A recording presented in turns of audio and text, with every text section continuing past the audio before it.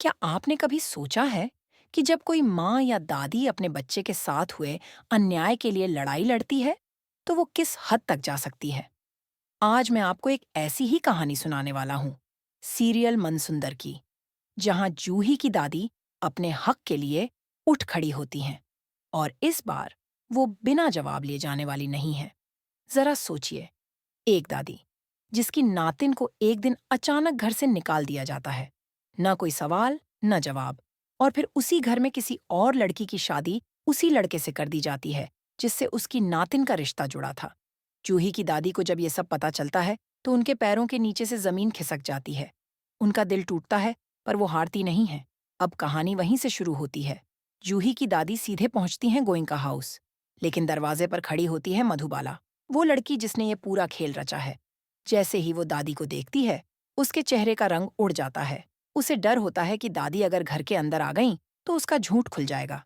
इसलिए वो गार्ड से कहती है, इन्हें निकालो यहाँ से। ये पागल औरत हमारे घर में नहीं आ सकती। गार्ड दादी को रोक देता है, लेकिन जाते जाते दादी सिर्फ एक बात कहती हैं, तुम्हें लगता है मैं वापस नहीं आ सकती? अब देखना मैं क्या करती हूँ। दादी जाती हैं, लेकिन चुप नहीं बैठती।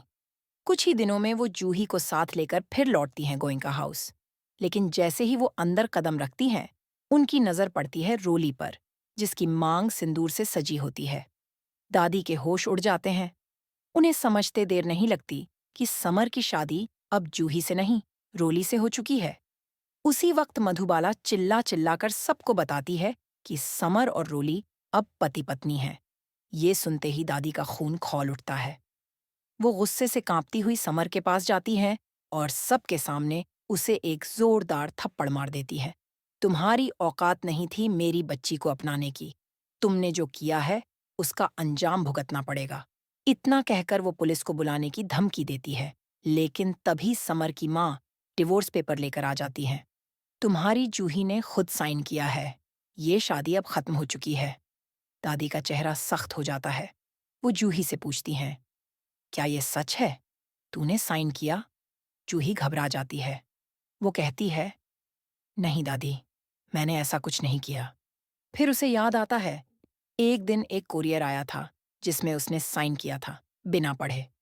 वो टूट जाती है, फूट फूट कर रोने लगती है। दादी, मैंने नहीं जाना था। मैं तो बस। अब सवाल ये है, क्या दादी अपनी नातिन को उसका हक दिला पाएंगी? क्या जूही फिर से समर की जिंदगी में लौट पाएगी? या ये कहानी यहीं खत्म हो जाएगी? आपका क्या मानना है? नीचे कमेंट करके हमें जरूर बताएं। With that said, thanks for watching, and until next time.